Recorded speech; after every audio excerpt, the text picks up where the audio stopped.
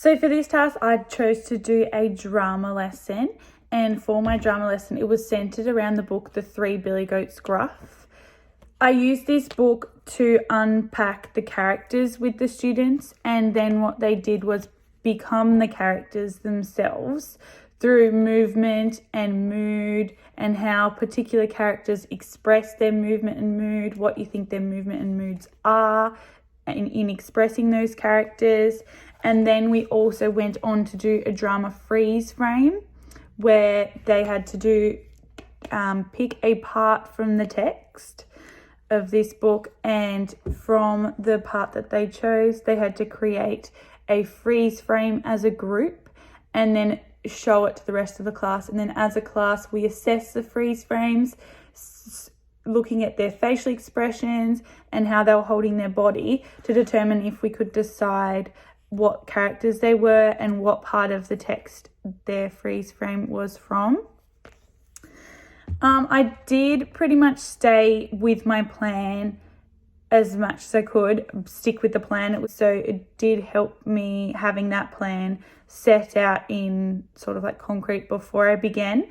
Obviously, I added prompting and reinforcing just when students would say something that I felt the other students really needed to acknowledge a bit more. So I just reinforced that, like when unpacking the characters, if they were talking about a particular, like how do we see the mood of the characters, and a student would say facial expressions are a way you can see someone's feelings, I would just reiterate that to the students, as well as reiterating like how they thought the characters were feeling. So a lot of the students thought that the oldest Billy Goat was brave, and I really liked all the language that they were using and coming up with when we were unpacking the characters. So that was really nice to see. We had all them written up on the board as well, which was really good, so the kids could see it and build from that, which was really nice. I really liked planning this drama lesson. I guess it was just something different to anything that I'd done before in regards to planning lessons. And when the students found out that I was going to be teaching a drama lesson, there was just a real sense of excitement in the room when they knew that that's what I was going to be teaching them.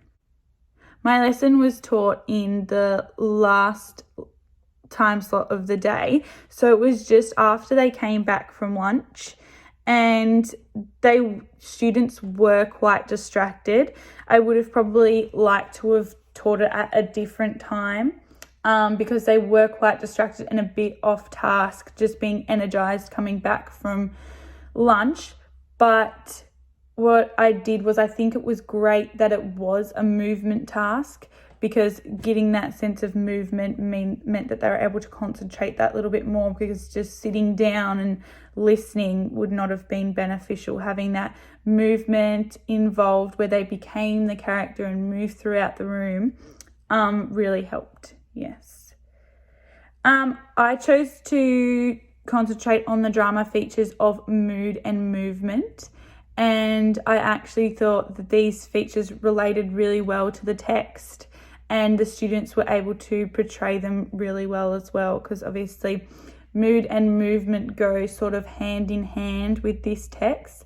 So when explaining the troll, they were their facial expressions, it was just really good to see. They were showing that he was angry and mad, and the movement they were using, like stomping around the room and swinging their fists, which is what happened in the text with the troll.